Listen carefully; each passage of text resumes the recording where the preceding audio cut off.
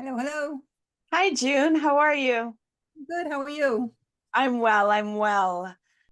Welcome to the Lift Oneself podcast, where we break mental health stigmas through conversations. I'm your host, Nat, and we dive into topics about trauma and how it impacts the nervous system. Yet we don't just leave you there. We share insights and tools of self-care, meditation, and growth that help you be curious about your own biology. Your presence matters. Please like and subscribe to our podcast. Help our community grow.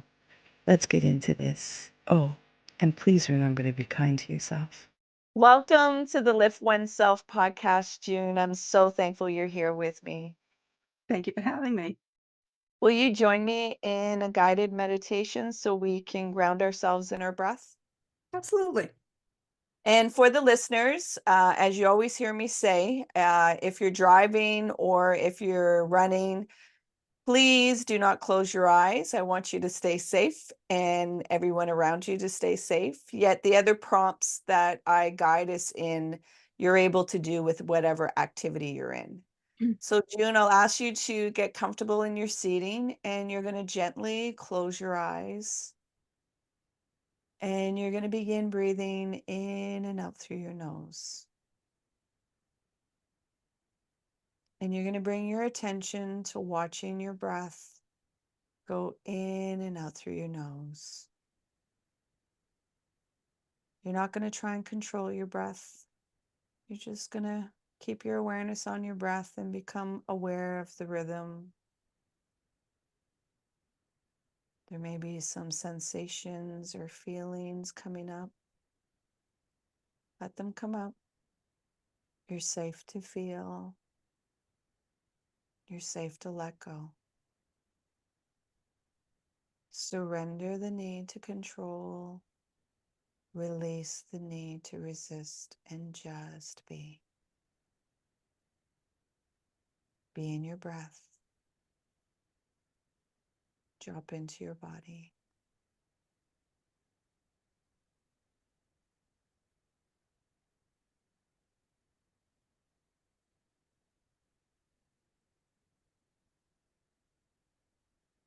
Stay with your breath.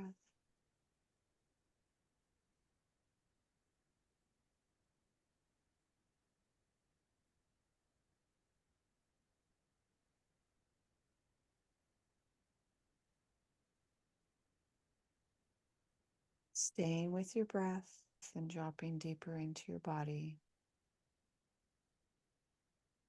Staying with your breath. Now at your own time and at your own pace, you're going to gently open your eyes while staying with your breath. How's your heart doing? My heart? My heart is always full. Can you let the listeners know who June is? So June is an energetic soul having a human experience and loving life. What is it that I see behind you, All Fair Loves Karma?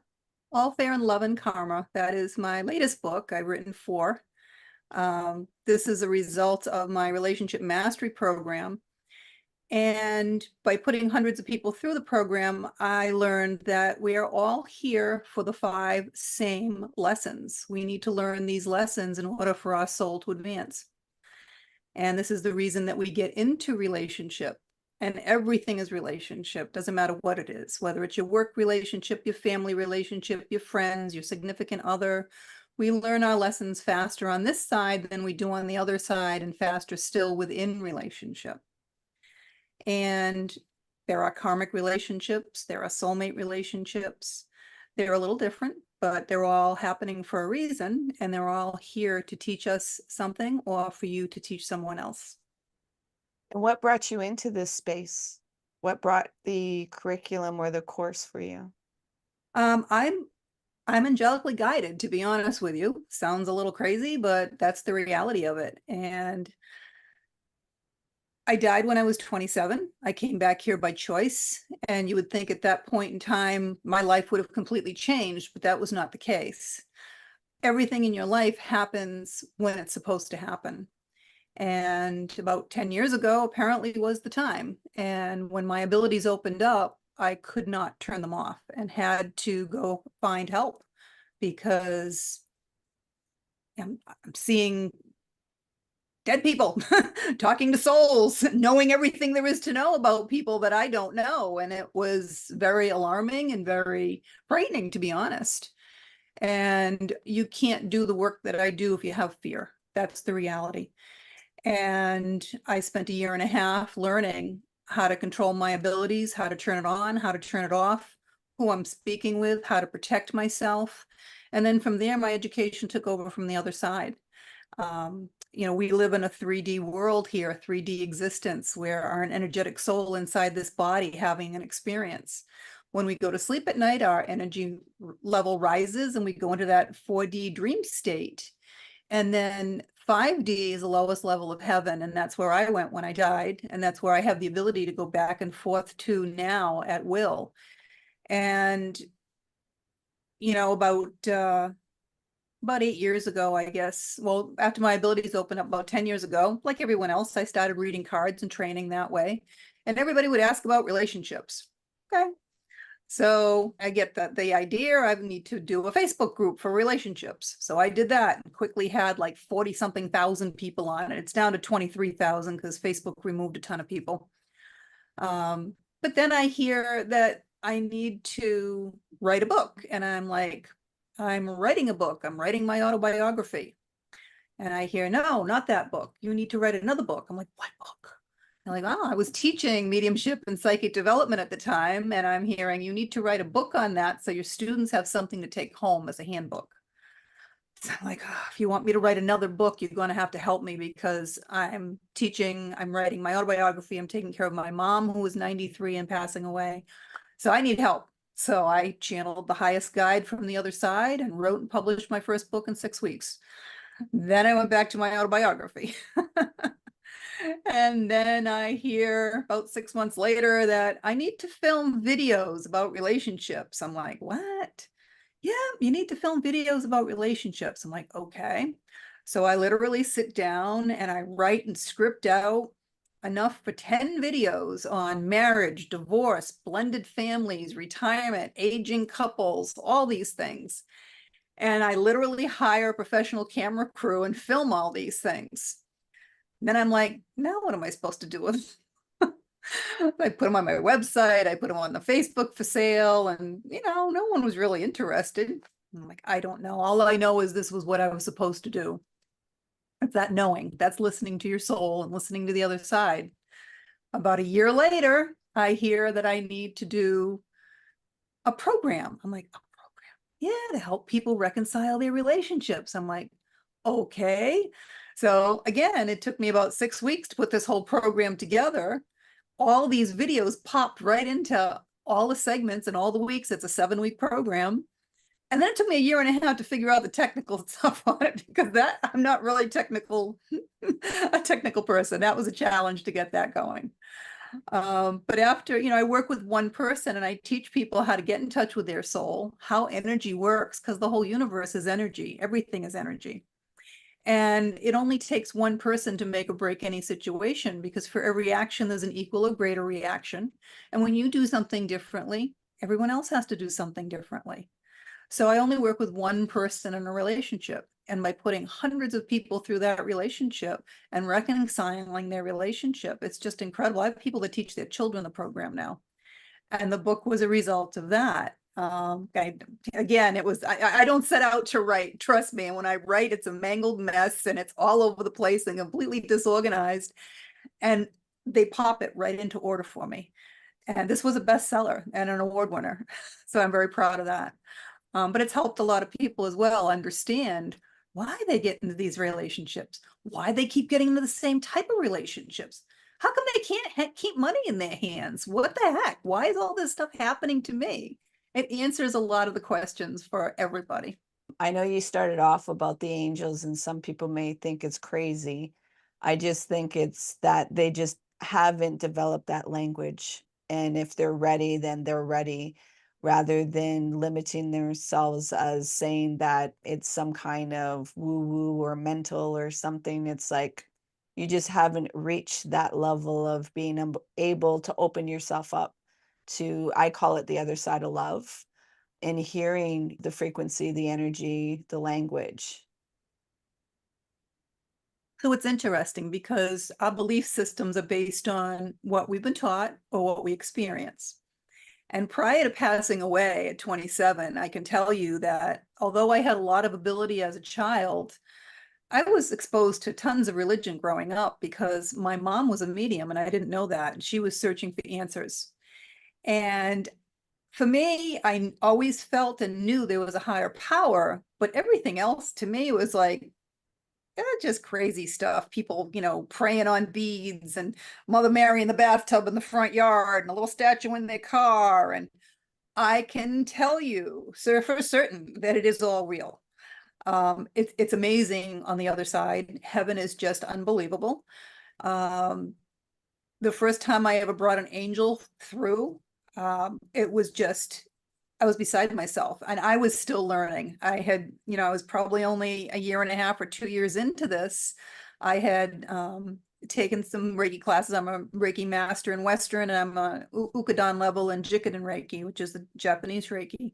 And I was doing Reiki on a client in my own business. And all of a sudden the entire room just filled with the light. And this angel showed at the head of the bed from floor to ceiling. And I was so overcome with emotion. I was on my knees in tears. And I was grateful that this client had her eyes closed and couldn't see what was happening. And the angel gave me a message for her. And I asked the angel its name because I still don't know all the angels' names. There's so many of them. And she said, Seraphim. And when this woman was done with her session, I asked her if she wanted to know what happened. And I told her that the angel showed up and that the message was that I said, you have a little boy? She goes, yeah, I have a baby that's about 18 months. I said, she wanted you to know that she's watching over both you and your son and protecting you both because he's meant to do great things in this world. And she broke down in tears. She said it was the first time she'd been out of her house without her son in 18 months because she was so afraid to leave him with anyone. She thought someone would hurt him. And she was very, very grateful for the message. And then she's leaving and she's already in the parking lot. And I'm looking up the name of the angel and I'm running out the door. I'm like, look. Seraphim is it's the highest angel there is. It sits to the right hand of God. It's a choir angel and it's a huge angel. And I've brought many angels through since. And that's the only choir angel I've ever seen or ever brought through. And it's just immense. It's just amazing. But they're real. Yeah, they're a separate race. They were never human. Their entire existence is to help us, and they cannot help you if you do not ask. There are rules on the other side, just as there are rules here, and that is their rule. You have to ask in order for them to help you. So if you lose something, St. Anthony, help me find it. Sure enough, every single solitary time within moments. Yeah. Yeah. It's that permission, not being able, it's that free will, being able to allow that permission and to open yourself up to receive, which I think we can suffer through in the human experience, that being able to receive and open yourself up to ask the questions can be very challenging, because I think there's sometimes this indoctrination that if you ask for help or if you open yourself up, you're lesser than, you need to figure it out on your own. So we all have a different journey here. We all planned our lives here, whether we believe it or not. And everything that's happening in your life is happening for a reason. There's no accidents. We can all look back in our life, hindsight's 2020, right? And see how everything in your life has brought you to the next thing and the next thing and the next thing and brought you to where you are right now. And everyone is always exactly where they're supposed to be. There's no accidents. And some of the things in your past you may not have liked going through, but the reality of it is you're stubborn. You weren't listening to your soul, you were off your path, and the universe stepped in to put you back on your path. And sometimes you're not going to like it. Suppose you were supposed to move cross country and take another job, and that's where you were going to meet your significant other and maybe have children and blah, blah, blah. And you're like, I'm not going, I don't want to move, blah, blah. Universe is going to step in. Maybe you're going to lose your job. Maybe they'll burn your house down. But one way or another, they're going to get you where you're supposed to be. You're always going to be on your path. The only thing you can do is keep delaying it. Just like your lessons. You know, we talk about free will. They want you to think you have free will. They're going to give you, you know, door 1, 2, and 3. What do? You take door 1, you go through it, you get married, you have a couple children, you get divorced. Where are you going to be? In front of door 1, 2, and 3. People, creatures of habit, right? What are they going to do? They take door 1 again. They get married again. They have a couple more kids. They get divorced again. If they learned the lesson they were supposed to learn, they're not taking door 1 anymore. They're going to take door 2 or door 3 and get on with their path. They may still get married and have more children, but it's not going to end the way the first 2 did, because they learned the lesson they were supposed to learn. Yeah. And as humans, when we know, we're a creature of patterns and habits. So once you can recognize that, and I call it processing the shit, because every garden needs manure. So, but nobody wants to deal with the manure or the shit. And it's like, well, you can't have a vibrant garden without that manure. And there's some things that you're going to experience in life that are uncomfortable, they're challenging, yet you're not looking at the resilience and the life experience in that.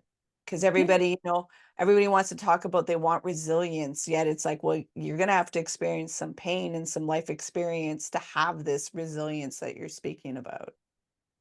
Well, and it doesn't have to be as difficult as people make it, to be honest. We are our own worst enemies. Yeah.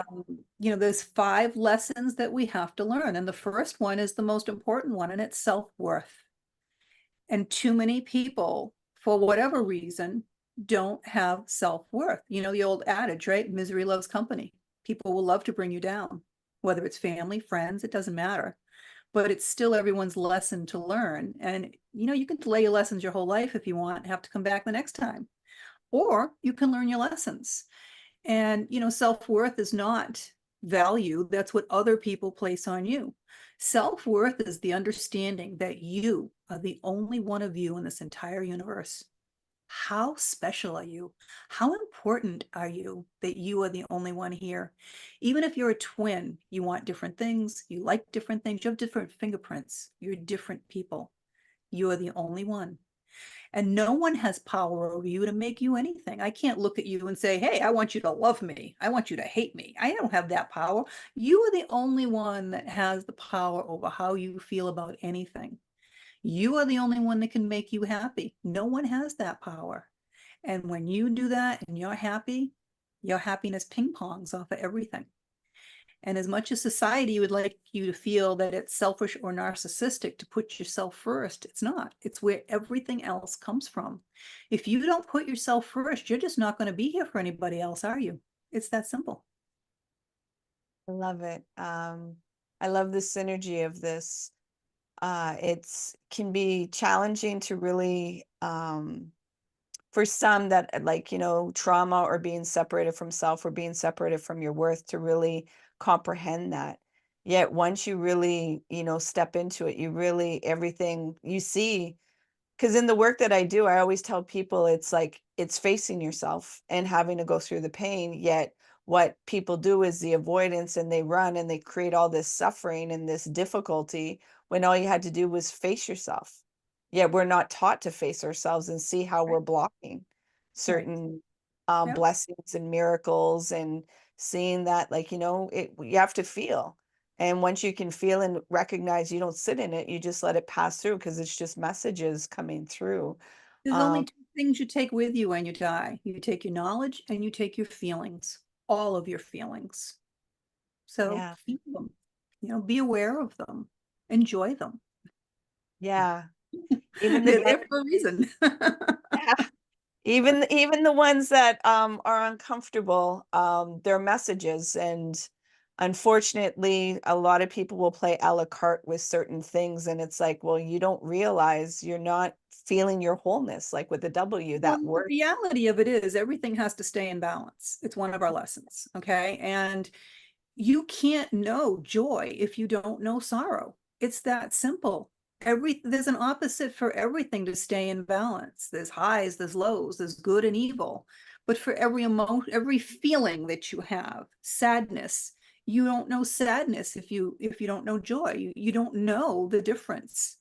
And there are a lot of people that block feelings. They don't want to feel the feelings. They don't want to feel the hurt. Well, if you've loved, then you're going to have hurt. It's just the other side of that. And it's better to love than have never loved at all, right? It's better to love and say goodbye than, there are people in this world that have never had a loving, intimate relationship in their life. How sad is that? For the people that have been in love and have experienced that, that's the highest frequency there is, love and being in love. It's the highest frequency you can get. And there are people in this world that have never felt that. And that is just so sad.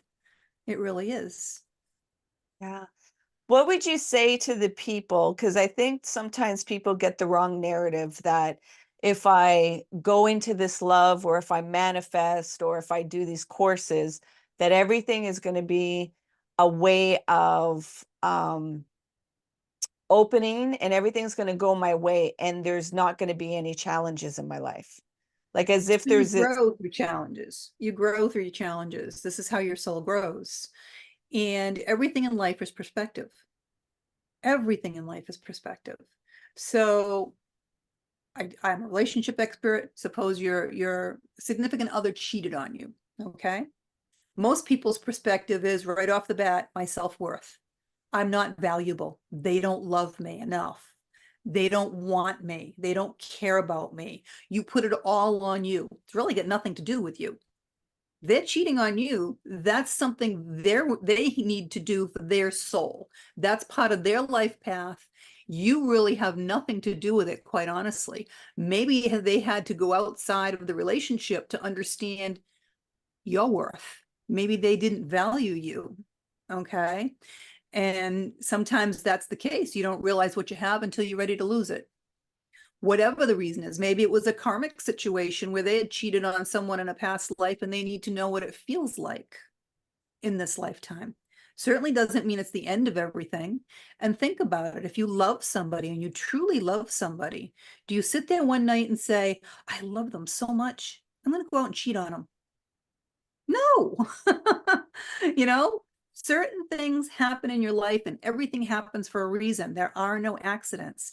So everything is perspective. It's really how you look at things. The glass isn't half full or half empty. The glass is refillable. Fill it up, drink it, enjoy it, fill it up again. This is how your life is supposed to be. If you're not having any joy in your life and you don't want this person in your life, that's one thing. But trust and communication are also one of the big lessons we have to learn. You have to be able to communicate to each other, to everyone in your life, your wants and your needs. Doesn't matter who it is. No one knows by osmosis. So there's very good possibility there was a communication gap going on there as well. And then you also have to trust that there is a higher power and that everything is happening for a reason. And you have to trust that you made this plan. So you have to ask yourself, why would I write this into my life? Maybe I wasn't appreciating that person. Maybe I wasn't communicating in the relationship. What is my responsibility in this? You have to ask. It really is about perspective.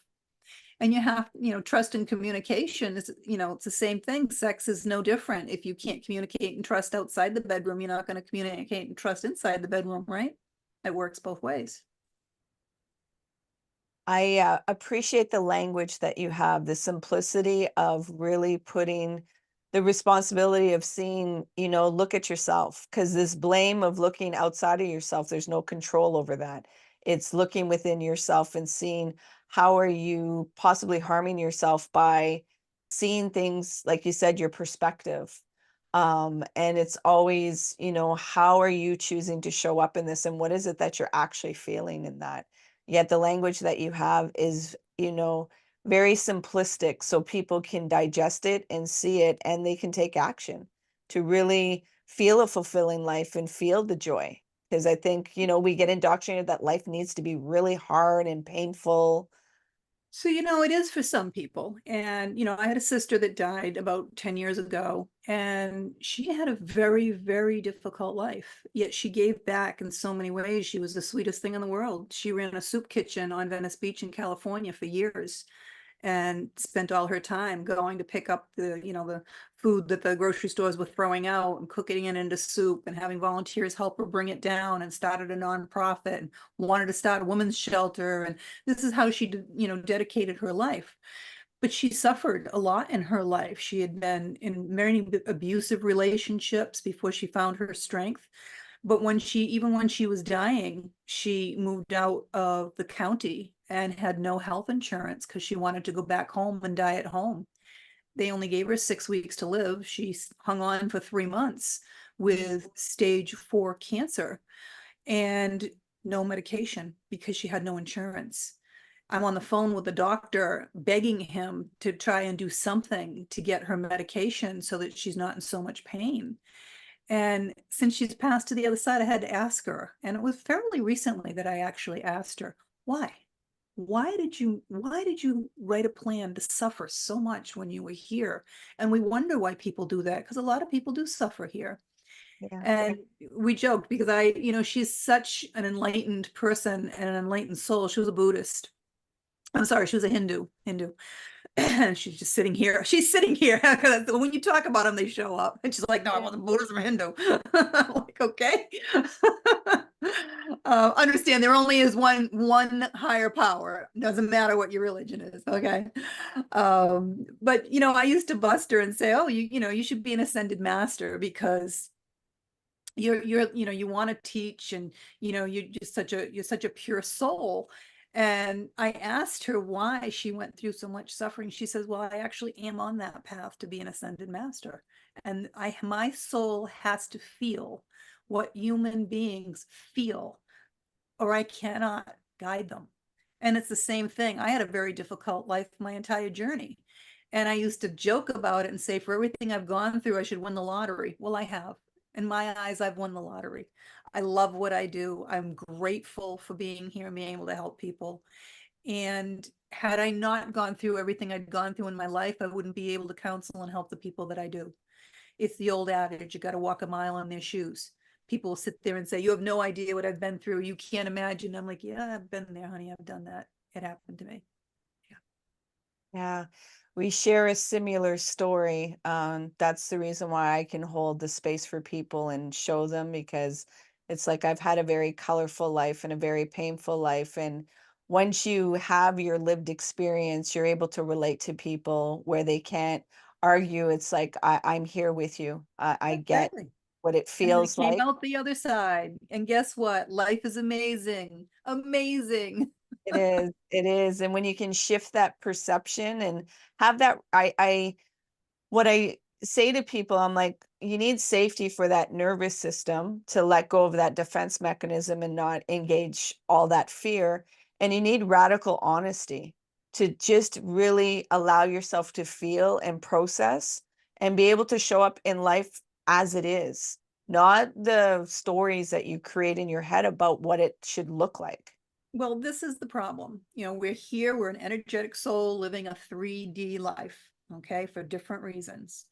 However, we are not the suit that sits here. We're not. While you're here in a body, we have brains in our heads, right?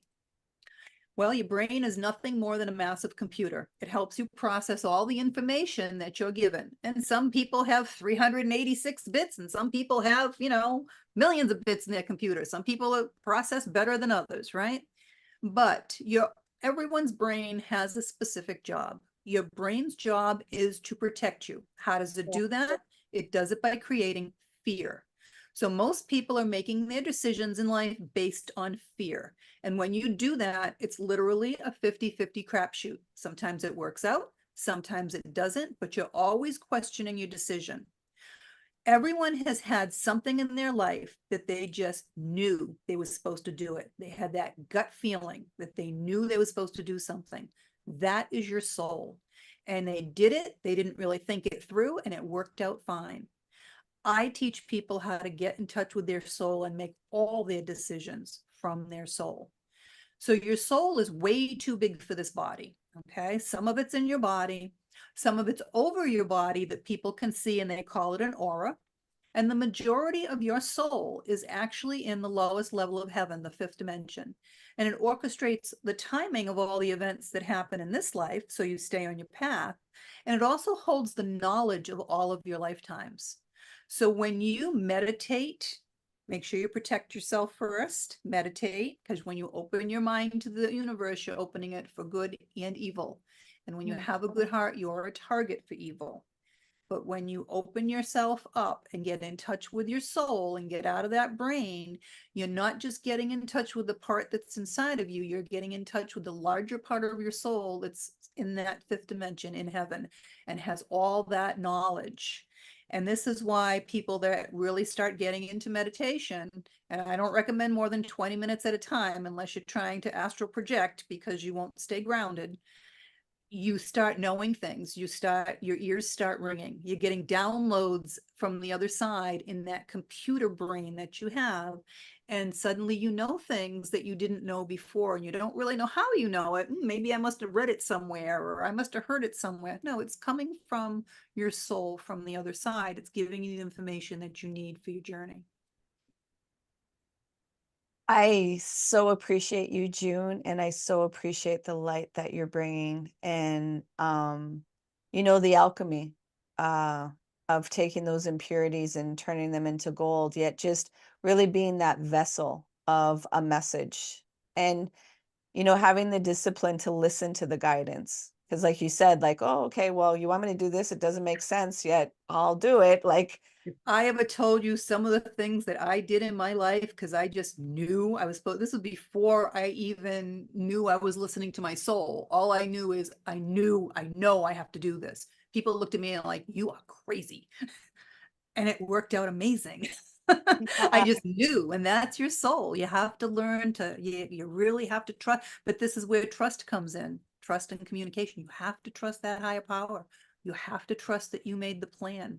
You have to trust your soul. It's all part of it. would you say that the person has to trust themselves? Who are they? They are the soul. That's who they are. Yet they don't Trust your realize that. brain, then Yeah. that's the fear. You trust your soul. This is what you have to get into. Everything in the universe is energy. Our souls are pure energy. People don't understand energy because they can't see it. You can't see the air you're breathing, but it's there, isn't it? You Mhm. can't see the microwaves cooking your food, but clearly something's happening in there, right? Yeah. And we're magnets. So we're always either repelling or attracting at any given time. And everyone that's in your life is on the same energetic frequency as you. So energy, frequency, they're just, same words for different things. It's the same thing, it's energy. So it's like a radio station. You can't get the station in unless you're on the right frequency, right? Correct. It's the same thing with everyone in your life. Everyone in your life is on that frequency. So if you want to have more abundance in your life, you want to have better quality of friends, things like that, you have to raise your vibration. Other things will fall off if they don't belong in your life, and new things will start to attract into your life. This is how the law of attraction works. But to maintain it, you have to balance your energy. Everything has to stay in balance in the universe. Everything has to be an equal exchange of energy. This is why you don't walk into the grocery store and pay $1 million for a gallon of milk, right?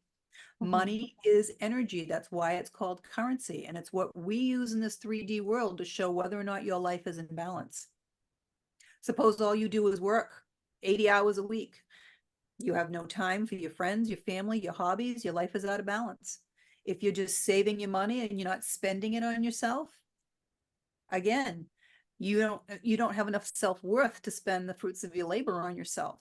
Money is energy. It has to flow. What you put out is going to keep coming back. You are meant to live a life of abundance. All you have to do is understand how the energy works, talk to the universe, get into that flow and listen to your soul. And anything you want, the universe will bring you. It's like Christmas. And it doesn't matter who you are. If you're the beggar on the street and that's the role they chose to play for whatever reason, and they want a bed and a hot meal, all they have to do is ask. And I guarantee you someone will point them in the direction of a bed and a hot meal for the night. Thank you for this. I want to bring you into a reflective question. Mhm. I want to ask you to bring your awareness right now and go back to your 18-year-old self. And you have 3 words to tell your 18-year-old self to carry you through the journey to right now. What would Don't they do be? it. Don't do it. Can you You know, explain it's what that is? interesting. You don't know, hindsight's a wonderful thing again, and you don't know what you don't know. It's that simple. And for what I know now, I could say, don't do it. Yeah. Beautiful. I love that. Are you willing to share the intention you had for the podcast during the meditation? My intention is always the same, for my guides and angels to come through and help me give whatever message the people that are listening need. Because if you're listening to this podcast, clearly there's something that you're supposed to be hearing and something you need to get from it. Yeah. And I truly felt that throughout this whole interaction. Now, I'm sure there's many listeners that are like, okay, enough talking. Where can I find June? So can you let them know where they can find you, please? It's very simple. It's just my name, June Edward. There's no S, juneedward.com. You can go to my website and sign up for a free webinar and learn a little bit more about how energy works. And if you're interested in the relationship mastery program, you can sign up for a complimentary call with me as well. You can schedule an appointment with me. I do readings, I do Akashic records, I do astrology, numerology, I do all kinds of different things. And there's lots of videos you can watch on there from my students that have gone through the program. There are links to all of my books on there. And you can, reach me on social media as well if you have any questions. All my links are on there also. Thank you. Is there something that you'd like to leave the listeners? Yes. Look in the mirror and look at what's staring back at you and learn how unconditional love works. It starts with you. Unconditionally love yourself. You're wonderful. You're the only one of you here. You're here for a purpose. You're here for a reason. Know that. Love you, and then go from there. Thank you for being so amazing, June, and thank you for this amazing conversation. I truly appreciate this connection. So thank you. Definitely. It's my pleasure. Please remember to be kind to yourself. Hey, you made it all the way here. I appreciate you and your time. If you found value in this conversation, please share it out. If there was somebody that popped into your mind, take action and share it out with them. It possibly may not be them that will benefit, it's that they know somebody that will benefit from listening to this conversation. So please take action and share out the podcast. You can find us on social media on Facebook, Instagram, and TikTok under Lift Oneself. And if you want to inquire about the work that I do and the services that I provide to people, come over on my website, come into a discovery call, liftoneself.com. Until next time, please remember to be kind and gentle with yourself. You matter.